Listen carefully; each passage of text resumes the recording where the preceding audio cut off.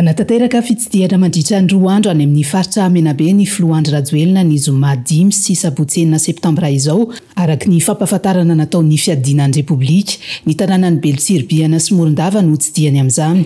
Ankoatra ny fitokanana ireo fodrafitrasa amin'ireo tanàna ireo dia tafiditra ao amin'ny fandaharam-potoana ihany koa ny fanolorana ny kabeson'ny mpanjakatoera ao Belotsirbiana sy ny fitafana amin'ny vahoaka ny Morondava. Namaly ny vao miera-maly ao tena misahana ny fifidianana seny ny fitsarana avy momba lalam-pandrenana momba ny torohevitra hanatanterahana ny fifidianana loholona izay kasaina atao ny 20 Desambra izao. Tsy mifanohitra amin'ny lalam-pandrenana ilay torohevitra voalaza hoy ny filazana izay nivoaka androany tao amin'ny tranokalan'ny fitsarana avy momba lalam-pandrenana. Tsy hivina fa ny 20 Janoary izao no tapitra ny feim-potoana fiasan'ireo loholona Madagasikara.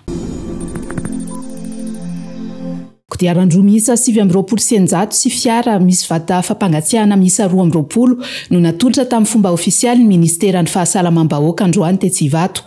Hiantoka ny fitahirizana sy ny fitaterana ny vaksiny manerana ny nosy ny fampitaovana izay novatsian'ny UNICEF sy ny Gavi ary ny vaksiny Alliance Manontolo. Dingana lehibe miantoka ny fanavotanaina izany indrindra ho an'ny reny sy ny zaza araka ny nambaran'ny Filohandry Rajoelina izay tonga nanotrina ny fotoana.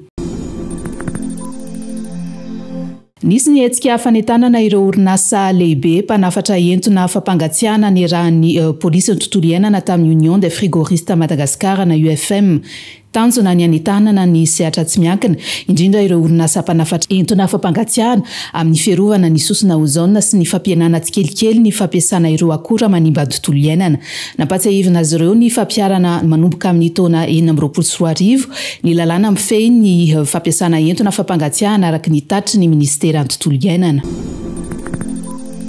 Anampy amin'ny fampianana ny isan'ireo tanora tsy anasa sy ny fanatsarana ny fahaiza-manao ny tanora automasina ny tanjony tetikasa Skills for Jobs izay irahan'ny Ministeran'ny fampiroboroboana ny ahitao arakanjo mirindra ny postra sy ny fifandraisan-davitra amin'ireo mpiara-miombina antoka aminy. Fampiofanana maimai-poana mandritra ny 3 volana no atolotra ireo tanora voafantina izay ahitana fiofanana nomerika sy momba ny fitondratena matianina. Anampy azy ireo hidirana sy aharitra eo amin'ny tontolon'ny asa. Manomboka raha-pitso hatramin'ny 7 septambra ny fisoratana anarana amin'izany.